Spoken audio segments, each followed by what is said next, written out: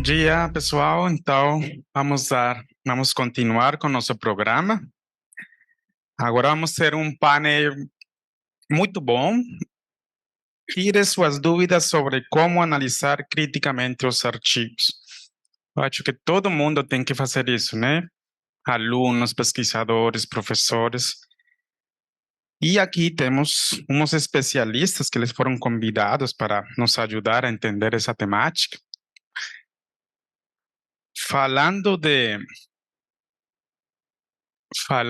Hoje a Paula falou se apaixonar. Eu acho que as duas palavras que eu mais gosto em português são saudade e paixão, né? E churrasco também. Nesse congresso, a gente encontrou muitas pessoas, amigos.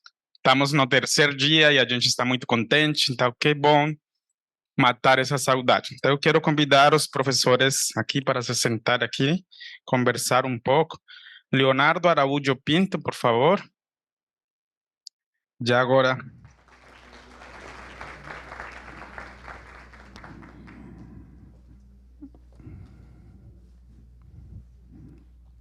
Leonardo, tudo bem? O professor Leonardo, ele é graduado em medicina pela URGS, não vou dizer em que ano, e realizou a residência médica em pediatria e pneumologia pediátrica. Iniciou sua trajetória científica durante mestrado em pediatria. No final de 2004, mudou-se para Munique, na Alemanha, como bolsista pesquisador do programa DAD. Trabalhou na área de epidemiologia da asma e alergias. Durante esse período, trabalhou como epidemiologia genética na Universidade de Munique. Retornou ao Brasil em 2007, defendeu sua tese de doutorado no PPG de Saúde da Criança e do Adolescente da Unicam. O professor Leonardo iniciou a sua carreira docente em 2008 como professor adjunto da Escola de Medicina da PUC e assumiu a coordenação do Núcleo de Formação em Pediatria em 2014.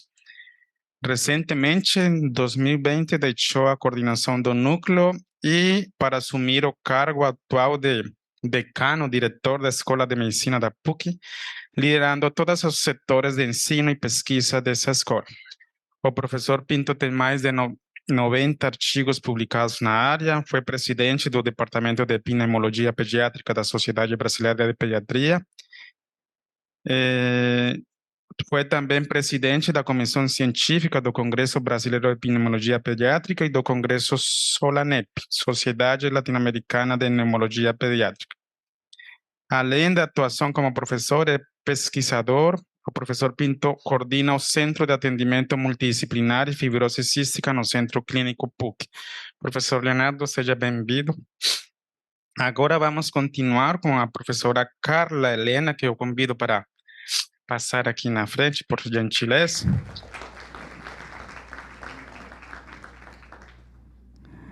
A professora Carla, ela já é conhecida na net, né? Já trabalha conosco também em uma das comissões.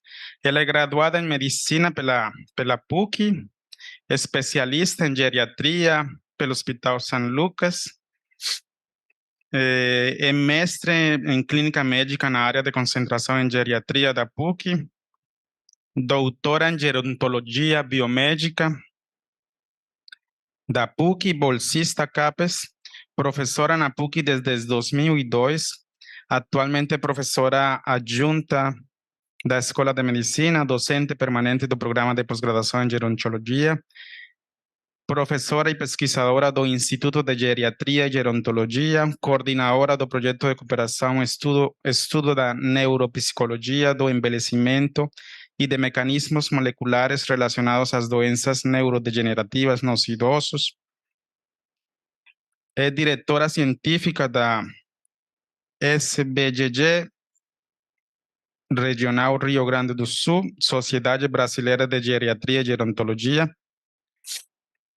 vice-coordenadora da rede dos programas de pós-graduação interdisciplinares sobre envelhecimento, nos mandatos 2017 e 2018. Tem experiência na área de medicina, com ênfase em geriatria, atuando principalmente nas áreas de geriatria, síndromes geriátricas, fragilidade, bom, muitos outros temas.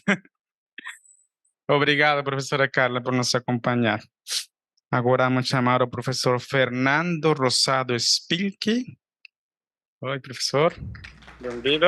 Tudo bem? Eu estou fazendo aqui um resumo aqui, né? Professor Fernando, ele possui graduação em Medicina Veterinária pela URGS, mestrado em Ciências Veterinárias pela URGS também, na área de Virologia Animal, doutorado em Genética e Biologia Molecular, área de Microbiologia pela Universidade Estadual de Campinas, é bolsista de produtividade de CNPq, nível 1B, pró-reitor de pesquisa, pós-graduação e extensão da Universidade Fivale, onde também atuou como coordenador do programa de pós-graduação em Qualidade Ambiental e em Virologia. Foi ainda o primeiro coordenador do curso de Medicina Veterinária da instituição. Acadêmico titular da Academia Rio-Grandense de Medicina Veterinária, membro da Rede Vírus MCTI, coordenador da Rede Coronaômica BRMCTI, pesquisador do projeto Rede de Vigilância de Vírus, editor associado da área de virologia veterinária em vários jornais, né? Atua em projetos na área de virologia animal, humana e ambiental com apoio financeiro de várias agências de financiamento. Membro do Comitê de Avaliação do Centro Internacional de Engenharia Genética e Biotecnologia, ICGB, no Brasil.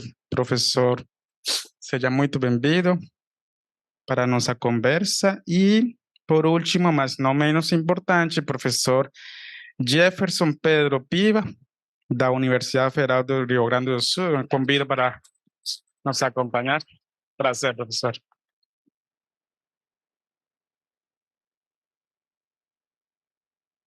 Jefferson Pedro Piva. É mestre em farmacologia clínica pela Universidade Federal de Ciência de Saúde de Porto Alegre e doutor em medicina pediatria da URGS, titulado em pediatria, medicina intensiva pediátrica e cuidados paliativos, professor titular da Faculdade de Medicina da URGS, membro permanente do programa de pós-graduação em pediatria da URGS, mestrado e doutorado, professor convidado da Universidade de Toronto, lá onde o professor Bernard Choi vem, The Hospital for Sick Kids, nos anos 99 e 2000, autor de 6 livros de medicina intensiva pediátrica e mais de 200 capítulos de livros nacionais e internacionais. Presidente da Academia Brasileira de Pediatria e secretário da Academia Sul-Rio-Grandense de Medicina. Professor, muito bem-vindo e que bom ter vocês aqui. Bom, eu queria que esse painel fosse mais uma conversa e que a plateia que nos acompanha, todas as pessoas que estão aqui no auditório, eles possam participar da nossa conversa. Eu tenho só uma pergunta para começar e estimular essa conversa, que seria, por exemplo, quais seriam essas dicas ou sugestões que vocês recomendam no momento que a gente tem que avaliar artigos? Todo mundo, eu acho que tem que avaliar um artigo científico, avaliar criticamente, né? Eu quero contar uma anedota antes de começar. Uma vez eu tive uma aula com um professor americano que ele falou: até nas melhores famílias tem problemas. Isso para dizer que até nas melhores revistas já tive artigos que talvez não deveriam ser publicados porque tinham algum problema. Então, isso acontece, e se nós, como cientistas, não vamos olhar criticamente um artigo, então a gente pode crer qualquer coisa. E outra coisa que uma vez um professor me falou, se na discussão do artigo os autores falam que o estudo foi 100% perfeito, já duvide, né? Porque sempre tem limitações e problemas. Então, professores, fiquem à vontade. Quem quer começar? Professor Leonardo? Bom, eu acho que é muito importante aquela avaliação inicial, assim, em relação a autores, revista, instituição. É importante considerar o que o Wilson acabou de falar, né? Mesmo nas revistas boas, a gente pode ter papers com vieses importantes, mas sempre a gente está considerando alguma coisa de probabilidade, né? Tu sabe que uma revista foi publicada no Lancet, no New England, tu tem um certo padrão de seleção que foi feita que a gente conhece, né? E depois a gente passa para as outras etapas. Uma coisa que eu uso muito, que eu acho que é bem interessante quando eu avalio um artigo, é ler e avaliar os resultados sem ler a interpretação dos autores.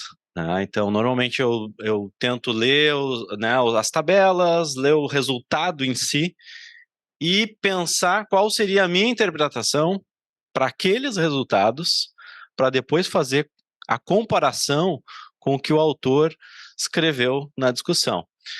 Em geral, um dos fatores mais frequentes em relação a um artigo que é negado é uma interpretação além do que os resultados estão mostrando. Então, eu acho que essa estratégia é uma estratégia que é bem interessante, a gente pensar o que tu tiraria a partir daqueles resultados que tu viu, sem olhar primeiro a interpretação. Bom, aí tem várias coisas, a gente tem que... A leitura crítica tem uma relação muito forte com metodologia científica, né? A gente tem que entender de pergunta, como foi feita a pergunta, aí randomização, toda a análise que a gente vai fazer em relação a um artigo original. Mas não é só isso, né? Tem a questão da redação, né? Tem a questão das referências. A gente vê cada vez mais, a gente revisa artigo, às vezes um artigo de revisão e às vezes está referenciado uma referência que a frase que está escrita não é exatamente o que o artigo... Então, isso também é muito frequente. Claro que a gente não vai revisar todos os artigos que são referenciados, mas às vezes só olhando o título tu já vê que tem algum erro. Acho que são algumas dicas iniciais que eu colocaria, assim, assim, às vezes olhando rapidamente um artigo, a gente já encontra alguns aspectos que são importantes e que podem indicar alguns vieses. Então, inicio por aí essas dicas.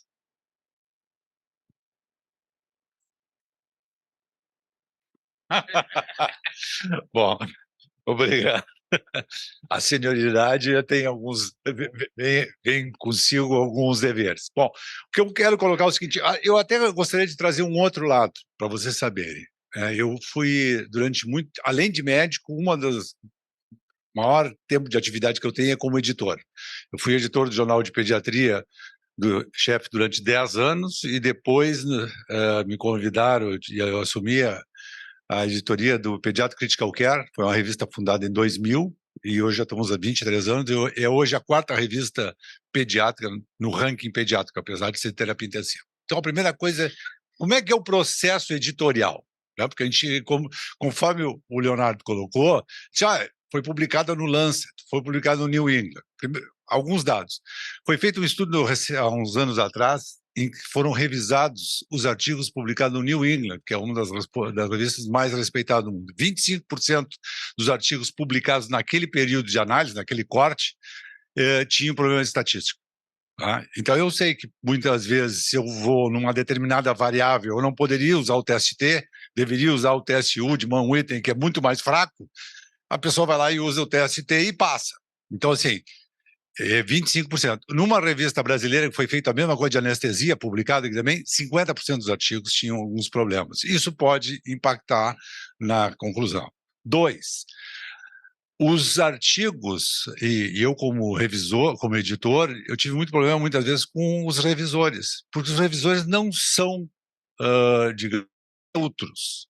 Eles têm pré-condicionamento. Esse é um artigo que veio da Bolívia, ou veio da África, ou veio do Brasil, E as pessoas olham com discriminação, acham que não pode, assim como os leitores também, né? Então, não, veio da Inglaterra. Então, existe isso. Existe o condicionamento do revisor, que muitas vezes ele é um expert naquele assunto.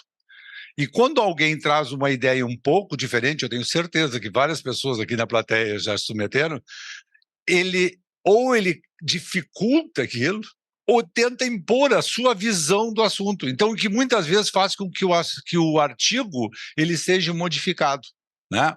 Ou em tabelas e tudo. Então, para dizer assim, então, são alguns exemplos que eu trouxe, e a gente pode até discutir mais, para saber que a gente tem que realmente ter uma crítica na leitura do artigo.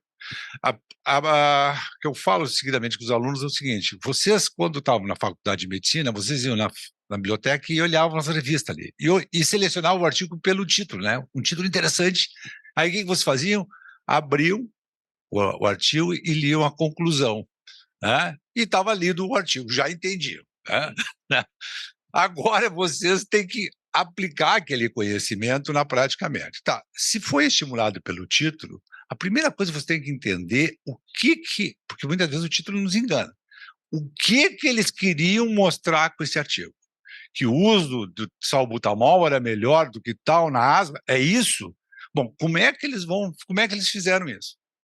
Leiam a metodologia e dá uma paradinha ali, mas será que isso é a melhor forma? Eles selecionaram pessoas que tinham asma mesmo, ou essa amostra aí está contaminada com gente que tinha gripe, que tinha outras coisas que pode me confundir? Então, essa avaliação da metodologia tem que ser feita de uma forma lenta. Entendam bem, a gente faz discussão semanal lá de artigos na UTI, digo, definam bem o objetivo. Não, eles disseram que era isso. Não, é esse o objetivo desse artigo, porque muitas vezes fica confuso o que eles querem fazer. É isso. Bom, como é que se mede isso? Eu quero saber se responde. Qual é o melhor mecanismo para me responder o efeito broncodilatador? É esse. Vamos ver o que aconteceu. E aí vão para as tabelas. Por favor, não se deixe enganar pelas figurinhas, pelas tortas. Vão para as tabelas e dá uma olhada. E aí é importante saber e se aconselhar qual é os métodos estatísticos. Assim, sabendo pelo menos uns 8 ou 9 testes para que se aplica, o que quadrado, um teste T, um teste de Mann-Whitney. Bom, eu já sei mais ou menos, eu posso trabalhar com 80% ou 90% das informações que eu tenho. E a última informação é essa que eu concordo com o Leonardo: não me leiam as discussões antes, não me leiam. Tá? Para ali e tentam resumir o que eles mostraram. Eles mostraram tal e tal coisa.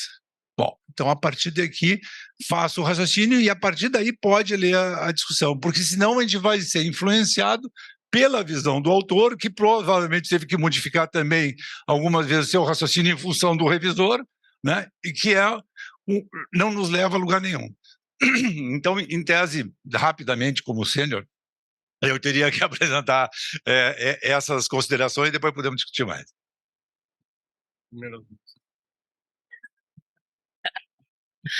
Bom, né, por isso a questão da deferência que eu fiz, né, o meu mestre, né, professor Jefferson, prazer estar aqui com o senhor, uma alegria estar aqui, como o Wilson tinha comentado, né, então eu faço parte da AMNET há pouco tempo, hoje tive prazer, hoje não, durante o evento conhecer, né, os companheiros, os parceiros, né, que a gente estava se vendo em reuniões, etc.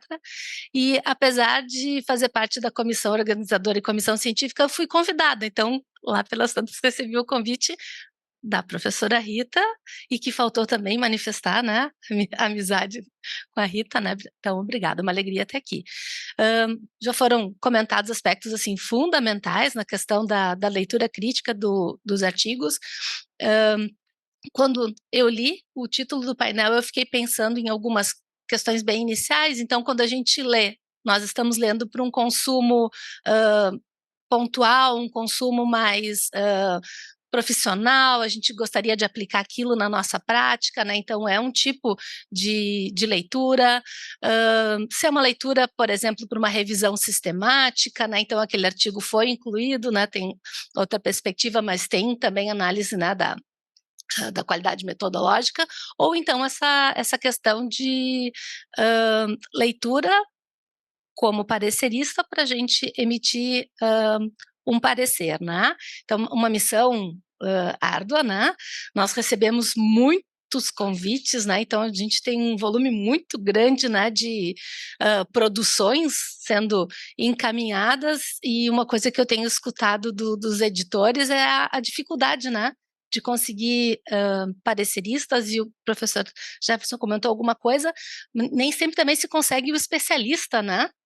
Então, isso também é uma questão que precisa ser pensada. Mas eu queria lançar aqui um desafio e fazer uma pergunta para vocês, talvez nos últimos dias, no último mês, quantos artigos vocês entraram em contato e efetivamente vocês leram todo o artigo, do título, não precisamos ter a referência lá, mas do título até o final da discussão, da conclusão? Muitos? Provavelmente não, né? A gente vai ficando no caminho, né? Então, alguns aspectos que são essenciais, né? Então, um bom título, um título que eu costumo chamar de encantador, né? Porque quando o professor falou que estava lá na prateleira e passava os olhos, isso hoje são nas buscas, né? Nas diferentes bases. Quando a gente lê, nos chama a atenção, ele é propriamente assim informativo, né? Ele traz tudo que a gente precisaria saber para continuar a leitura, né? Então, muitas vezes a gente já para por ali, né? O resumo, né? Então, um resumo bem elaborado, que difícil, né? Às vezes as pessoas deixam para o último minuto, né? E não se dedicam, né? A fazer essa síntese, mas o ponto, assim, central realmente a parte dos métodos, né? Ou metodologia, como eventualmente queiram chamar. Então, ali realmente é o ponto-chave, né? Então, começando, qual é a pergunta, né? Qual é o objetivo e o desenho do estudo, né? Que está expresso no início, em geral, do artigo, né? Então, por ali a gente já começa a fazer uma análise, né? E aí, realmente, acho que a parte que a gente precisa se dedicar mais, porque depois vai ter, né, um impacto no artigo como um todo. E aqui a minha sugestão, né, especialmente para quem está começando, se dedicar à leitura das diretrizes para a redação de artigos, porque a gente pode ter, por exemplo, acho que foi o professor Jefferson que comentou a questão do ensaio clínico, e a gente não tem lá o processo, né, de randomização, né, a gente não sabe direito o tempo da intervenção, né, e todos os aspectos que são fundamentais para a gente ler um artigo que envolve, por exemplo, nesse caso, um ensaio clínico randomizado. Então, há muitos periódicos, né, diria talvez a maioria, já nas recomendações menciona, então, a Rede Equator, né, e para a gente entrar em contato com esses documentos, então, se familiarizar, e muitos já estão pedindo que na submissão os autores já enviem um checklist, né, de todos os pontos, né, e onde está contemplado tal quesito, né, então que página, que linha, para isso poder ser checado. Então, só algumas considerações iniciais. Muito bem, é maravilhoso falar por último, né, porque tudo que é importante já foi dito, então, fantástico. E, bom, primeiro quero agradecer enormemente o pessoal da Amnet, né, Rita e os demais membros da comissão pelo convite. Eu quero pedir imensamente desculpas por não poder estar mais presente durante todo o evento, em virtude de uma série de outras questões, né. Vocês sabem que a vida de um virologista tem sido bastante emocionante de alguns 20 anos para cá, mas enfim. Eu estava assistindo a maravilhosa palestra e discussão que nós tivemos antes, e antes de entrar aqui estava pensando, você sabe que tem ferramenta agora para avaliar artigo também, né? Tem o Chat PDF, né? Ninguém nunca usou, né? Eu sei, mas enfim, justamente ela tem aquela questão a mesma limitação que a gente enxerga no clínico que vai avaliar um caso, no laboratorista que vai entender algo que está acontecendo nos experimentos. Ela é fria, ela é seca, ela é sem emoção. Não é? E vai nos dar, felizmente, pelo menos ela é um pouco, por vezes, também humilde de dizer que ela não vai conseguir nos dar a resposta que nós precisamos. E de certo modo, nós estamos aqui também discutindo isso e não num evento de editores científicos que vários de nós já participamos ao longo do tempo, onde esse tipo de discussão era muito tratado, principalmente para dar maior consciência a revisores, editores novos, mas hoje é necessário também porque nós estamos justamente nessa crise, que não é apenas uma questão da entronização no dia a dia da inteligência artificial, mas do ecossistema do processo de produção e principalmente publicação científica. Eu não estou falando apenas de revistas pagas, revistas não pagas, eu não estou falando apenas da questão que efetivamente todo editor sabe, não vai conseguir revisores, acabou isso, tá? A gente tem um grupo, por exemplo, no Brazilian Journal of Microbiology, que a gente basicamente desistiu. Nós editores estamos revisando arduamente artigos, é um horror, é terrível, até porque muitas vezes a gente tem que entrar em temas, em tópicos que teria gente muito mais adequada para avaliar, e a gente está lá correndo. Em revistas internacionais a dificuldade não é menor também, então temos aí uma série de questões, sim, do universo da publicação, mas nós temos uma questão de multiverso muito importante, envolvida também com esta questão de qualidade do que se produz.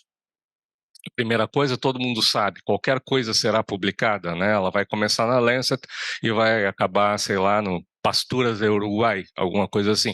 Então, nada contra o Uruguai, que tem uma ciência de primeira linha, mas talvez não tenha os melhores periódicos, enfim, assim como nós muitas vezes. Mas colocando para vocês o que ocorre, assim, será publicado, mas qual o valor disso, qual a relevância, que deveria ser um julgamento prévio de toda a produção científica, e mais que isso, o universo informacional que está na volta hoje também influi na avaliação e influi no quanto aquele artigo vai adiante. O que eu quero dizer? Não sei se vocês têm acompanhado, tentando ser breve, o último hype na área de evolução humana, ou penúltimo, mas que é uma história muito interessante, a história do Homo naledi, né, coordenada por um pesquisador chamado Berger, né, sediado parte na África do Sul, parte nos Estados Unidos, e eles começaram a pesquisar esse cara, esse nosso talvez parente, talvez primo, Homo naledi, um carinha de 1,5 metro, quer dizer, com a altura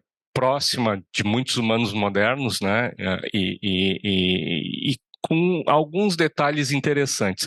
Eles encontram esses fósseis consistentemente, repetidamente, uma nova espécie de hominídeos de mais ou menos 350 mil anos, quer dizer, convivendo com alguns parentes nossos, seguramente na África, encontram dentro de uma caverna. A história é espetacular, porque os ossos estão todos, né, reunidos, esses restos mortais, numa região da caverna que é quase inacessível. O próprio Berger, para poder entrar lá dentro, precisou emagrecer, ele só contratava pós-docs, mulheres baixinhas, magras, para poderem entrar lá, para fazer as coletas. É incrível, a história por si só é fantástica. Só que ele resolveu ir muito além do achado, né?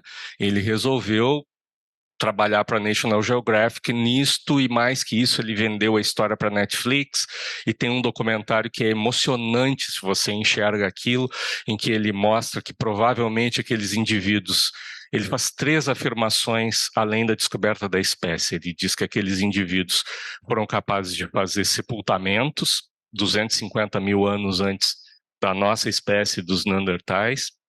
Ele diz que aqueles indivíduos, como a caverna é muito escura, faziam fogo, e ele diz que esses indivíduos fizeram arte pictográfica, né, dentro da caverna. Muito tempo antes de nós e dos Neandertais, ou de nós, sapiens Neandertais. E isso é fantástico, é espetacular, e eles usam uma narrativa no seriado não naquele episódio, naquela coisa que está disponível na Netflix, que é de um marketing, de uma possibilidade de uma narrativa lógica quase, digamos assim, religiosa, não é? Porque ela não tem nenhum furo que qualquer um de nós acha emocionante e interessante. Só tem um problema: leia um paper. Não existe qualquer evidência nos 3 papers de que aquele fogo foi produzido pelo naledi que vivia lá, não foi datado. As imagens pictográficas não têm nenhuma diferença de imagens naturais coletadas de pedras de outras cavernas da mesma região. E tampouco se fez uma datação, ou se tentou fazer uma datação, de se aqueles indivíduos foram indivíduos posteriores. E no sepultamento, a única coisa que tem, que seria, entre aspas, uma comprovação, é de que os ossos estão relativamente reunidos em posição fetal. Mas não tem uma cova, não existe a deposição de, efetivamente, plantas ou presentes para aqueles indivíduos, o que é muito normal em sepultamentos da espécie humana. Ou seja, as evidências, não é? Sem lembrar nada de musiquinha, mas as evidências não estão ali. Aquilo que era o importante, se for a ler aquele artigo sem ler a discussão, a gente não consegue ver por que ele está afirmando isso. Se perde um grande resultado de ciência por uma ambição. Agora, com certeza, o ecossistema em que esses artigos estão vivendo, esses pré-prints e um artigo publicado na eLife, onde eles estão vivendo é um ambiente pelo menos favorável à discussão, a criar um hype, a criar uma tendência de querer ir adiante. Aquilo, infelizmente, não é ciência, seria fascinante, tomara que possa ser comprovado, mas esse é o ambiente. É o que acontece hoje nas universidades, né? Às vezes, antes de estar publicado, o artigo já está, o que será publicado já está ultra discutido em sessões, no Instagram, enfim, e isso tem um perigo. Então, a gente precisa também ter presente ao avaliar artigos que existe algo que está no papel que deve ser o mais comprovado possível e tem que estar ali. Não adianta muito o que foi postado no Facebook, o que foi postado no Threads ou no X, enfim, em relação ao artigo, e isso tem se perdido. Infelizmente tem se perdido, a ciência perde relevância com isso. Okay?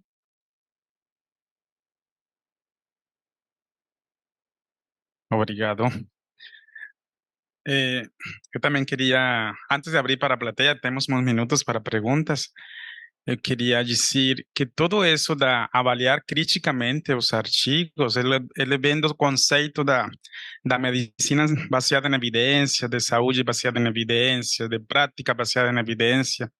Eu tive a oportunidade de conhecer o professor David Sackett, chamado pai da medicina baseada em evidência. Quando eu conheci ele, nem sabia quem era ele.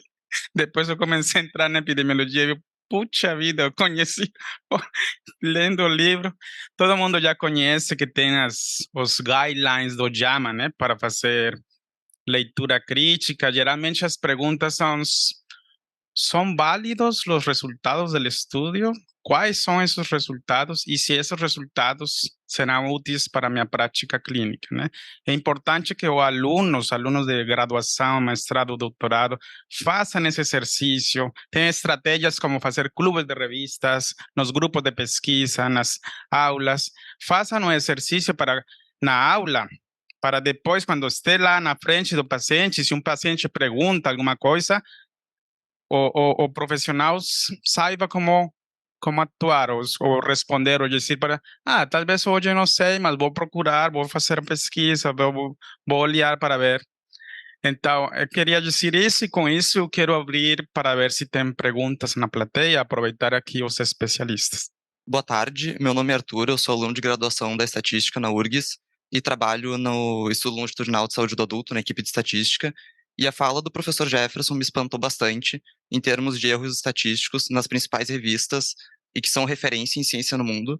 Então, a minha dúvida é de que maneira a gente pode contornar para que esse tipo de situação não aconteça e a gente publique ciência com mais qualidade e principalmente mais qualidade estatística. Eu te coloquei aqui, e você já deve ter participado quando vocês vão numa banca de mestrado, de doutorado, existem entendimentos diferentes em relação até o próprio teste estatístico a ser utilizado, né? Tem algumas pessoas muito puristas, pensam de um jeito, outros imaginam que dá para a gente adaptar, fazer fazendo estatística, né? Já que é uma variável com distribuição não normal, eu transformo ela.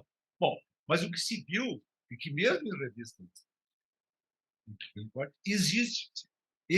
Então, o que foi colocado aqui, eu concordo plenamente com essa história, que ficamos sabendo que o Homo sapiens tinha 25 a 35 mil anos, daqui a pouco os caras jogam para 350. Você diz, olha, onde é que está o erro? Né? Então, o que nós e o que foi colocado aqui também anteriormente, todas essas coisas para a gente saber onde é que nós estamos, é que se vocês bota no search sobre determinada pesquisa, tem um monte de artigos. E como já foi dito, hoje, se tiver um trabalho, tu vai publicar. Pode ser lá em cima ou lá embaixo, vai publicar. E isso vai entrar na pesquisa. E o que nós queremos saber? A informação útil. Então, eu não quero que eu alongar. Por exemplo, assim, eu vou fazer um estudo, já foi publicado, um estudo se usa 7 dias de antibiótico ou 5 dias de antibiótico para pneumonia. Né? A regimentar, quem olha rapidamente, olha, fizeram um estudo randomizado, né, duplo certo, 5 vezes 7, e os outros 2 dias recebiam um placebo igual, parece bom. Aí vamos ver aí os critérios de inclusão. Tinha, assim, criança com gripe, coriza, espirro. É óbvio que há um viés de seleção. Então, cabe a nós, como governo, que olha, pode ser que esse seja o caminho, mas essa evidência não aconteceu. Independente do que está escrito lá, as tabelas muito bonitas. Então, é isso que eu quero chamar a atenção, é que a gente vai desconfiar, mas, mesmo tendo os critérios rígidos, e eu tentei mostrar isso, às vezes, eu tenho certeza que tem autores aqui que já tiveram que mudar a redação do seu artigo em função da birra de um revisor, que ele tem uma visão diferente e que até modificou nossa mensagem. Então, quem vai ler tem que ter essa perspicácia de poder identificar. É isso aí. O professor Berna quer complementar, daí eu já passo para a Camila, tá? Ele quer complementar.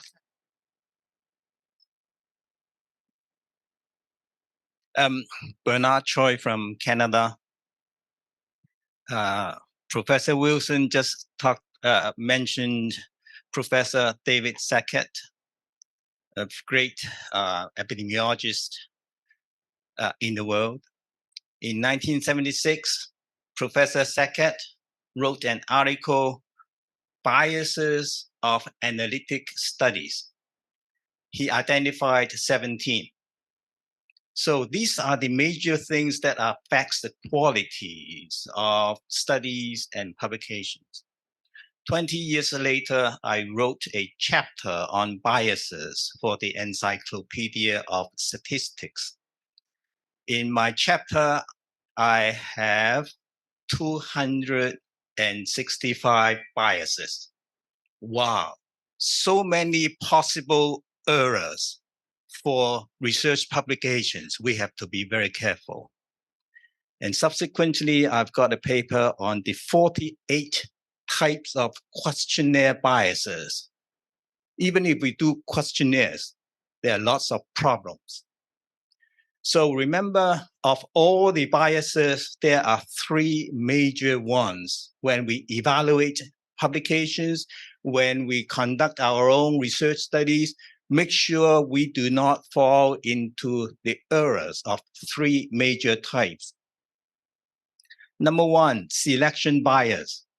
Selection bias means in your study, you make sure that your groups are comparable, they are properly sampled according to good schemes. And secondly, it is information bias. In your data collection, there's no error or reduce the error. And lastly, it is confounding bias. You have considered to confound this and make sure that your analysis is good. So that's one thing. The second thing is what we called when we look at the literature, false positive research cycle. It goes like this. If I'm a researcher and I've done a research and I found that using a Wi-Fi microphone to talk in an auditorium is bad for health, like what I'm doing now is causing brain problems. Wow, that's a new finding. No one has reported that before. So if you are the editor of a journal, this is a very important article. It opens up our knowledge. It should be published. And of course, that's wrong. I don't think that can cause that. But it was published. And when that first paper was published, then the other researchers would say, wow, this is a very big new finding. I should help this investigator by designing another study to prove this hypothesis. And of course, it is not one, but 100 or 1,000 other people trying to help to confirm the theory. Everyone would do that. It is a hot topic. And of the 1,000 study, there would be, say, 5% false negative studies. They have got exactly the same results, positive, bad thing, talking with the mic. And of course, now 1,000 studies, 5%, that means how many? 50 studies. Wrong, but positive association. And these will become published. And so through this distorted cycling, anything can be proven. The wrong things will be proven in science. So that's no good. The third thing is, do not conduct research on coffee. Why not?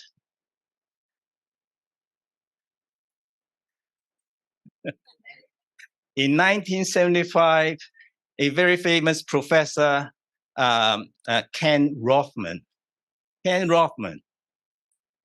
a professor of epidemiology at Harvard, the top person, expert. He wrote several books on epidemiology. I think you have used it as your textbook. In 1975, he published a paper on coffee consumption and pancreatic cancer. If you drink 5 cups of coffee or more a day, this will increase your pancreatic cancer risk 5 times. Wow. But there are so many coffee drinkers, coffee lovers in the world, all over the world. No one can accept, no matter how accurate, how good that study is, it is wrong, pure wrong. So the tobacco industry hired, the coffee industry hired a lot of top-notch epidemiologists to read that article and of course look at the list of biases and say, oh, this is a bias, this is another bias, this is another one. And eventually the pressure was so big that Dr. Rothman had to withdraw the article and publicly say, sorry, my study was bad, it was poorly conducted, it was affected by lots of biases and errors. I am sorry. And since then, no one else dare to study coffee anymore. No. Until recently. 50 years silent. No one dared to do anything about that. So you have to think about some sensitive topics. So finally, I would offer everyone a short tip for not coffee, on publication. When we have a paper done and submitted to a journal, and if we are confident that this is a good paper, do this. Have a list of 5 journals written on your hand, on the wall, wherever, to remind you the 5 journals. That would be good, and rank them in terms of the impact factors. So maybe JAMA is the number 1, whatever the WHO bulletin number 2, and then going down the list. Your paper you will submit your paper, and it will hopefully accepted, but it won't happen. It will be rejected, and make sure you submit your rejected paper in the same day when it is rejected to the next paper on next journal on your list. Because a lot of the errors problems we have is that when our paper is rejected, it sits on the desk for several weeks. Because it is a painful experience, we try to drink more coffee to suppress the pain. And it gets forgotten. Oh, this is the paper I wrote last year. Why is it still here? So make sure you very quickly resubmit your paper to make sure that it is being considered by a journal. Super. Nós vamos para a última pergunta, daí vocês depois podem fechar com os comentários, pode ser?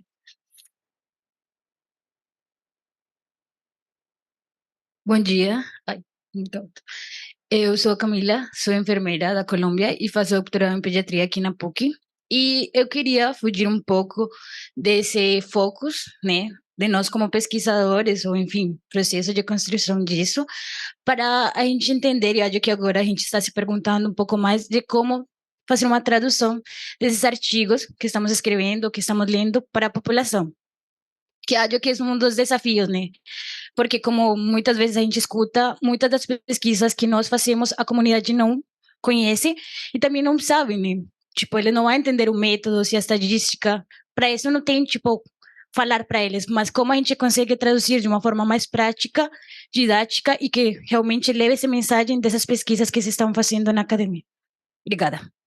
Bom, eu acho que o primeiro elemento que deve se tomar extremo cuidado é sim imaginar que as pessoas não necessariamente têm a formação para entender os aspectos formais, muitas vezes, das descobertas. Lembrar sempre que todos nós somos extremamente ignorantes na maioria dos assuntos. Então, por exemplo, eu sou um sujeito que, quando vou ao mecânico, eu acredito em tudo que ele diz. Eu sou incapaz de consertar um carro. Então, a gente tem que entender isso. Então, se a gente vai explicar algo da nossa área, tem que ter essa ideia de que as outras pessoas realmente não entendem teoricamente nada daquilo, mas não subestimar a inteligência do público. E eu acho que o conselho que eu daria, e que eu falo muito para os meus alunos, por exemplo, quando eles vão interagir com isso, projetos de extensão e também com a imprensa, é não supersimplificar.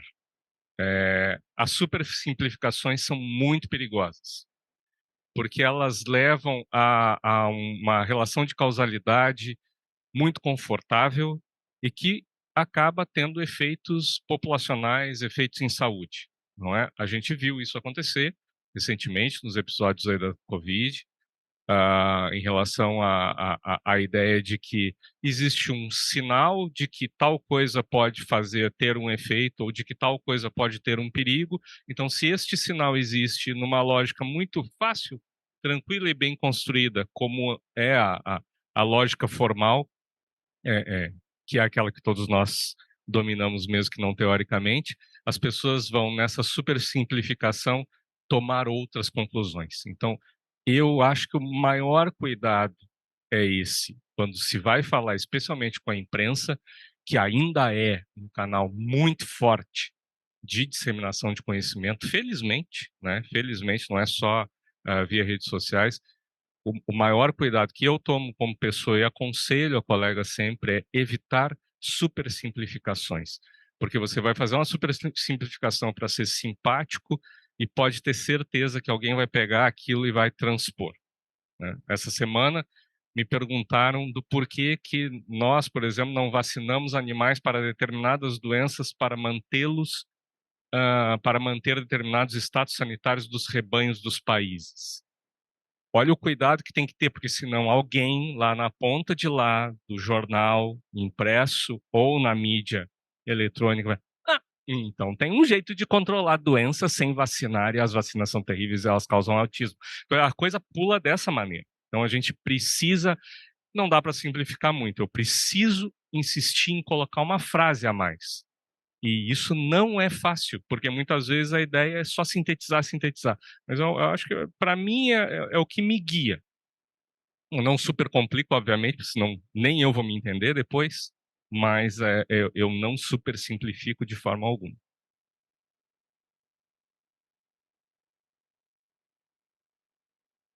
Bom, acho que esse aspecto que a Camila trouxe é muito, muito importante. A gente teve um crescimento gigante em termos de publicações científicas, nem sempre com qualidade, né? Como já foi falado, hoje tudo é publicado. E a gente teve um crescimento muito grande em relação à comunicação, né? Da universidade ou da comunidade científica com a população em geral, com as redes sociais, com vários aspectos novos que... E eu acho que tem duas coisas que eu queria colocar que são difíceis, às vezes, da gente, como cientista, conseguir, né, que todas as pessoas entendam. Primeiro é a questão do risco e probabilidade. As pessoas têm uma ideia muito de sim ou não, né, e acho que isso realmente, às vezes, não tem como simplificar. Tu vai falar de uma vacina que protege ou reduz o risco, mas, às vezes, não elimina a doença e as pessoas precisam entender esse ponto, não a gente bater e tentar simplificar de uma forma, acho que o Explico falou bem. Mas essa ideia é central quando a gente fala de ciência e de intervenção ou de medicina. E a outra questão envolve causalidade, né? Que também é aquela coisa que a gente conhece, né? Que a associação é diferente de causalidade. Isso está dentro do aspecto que a gente está discutindo aqui, que é a leitura crítica, né? E quando a gente faz uma leitura crítica, a gente tem que revisar esse ponto especificamente, se aquela associação que foi descrita realmente representa uma associação causal ou não. E esse é um aspecto essencial quando a gente vai falar com a imprensa, com a mídia ou com a população leiga.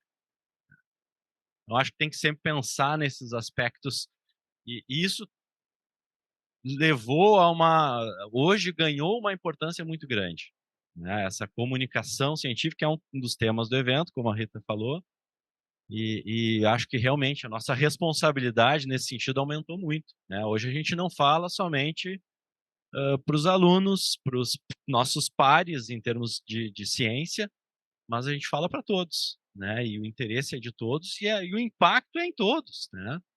E essa tradução ela tem que ser feita da melhor forma, e acho que aí tem um ponto que é importante, que é a questão de pensar como fazer isso, né? Antigamente a gente estava preocupado em como publicar para a comunidade científica. Eu acho que hoje a gente tem que se preocupar com as duas coisas, a comunicação científica e a comunicação para a população em geral.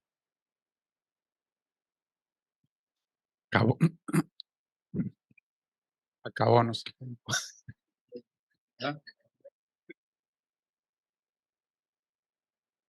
A coisa ruim de ter uma conversa boa é quando tem que encerrar porque acabou o tempo. Gente, vou usar uma palavra de uma frase de uma das nossas colegas de Panamá, que ela é muito querida e não conseguiu ouvir, para prestigiar nossos visitantes en español. Y que se escuche ese fuerte aplauso.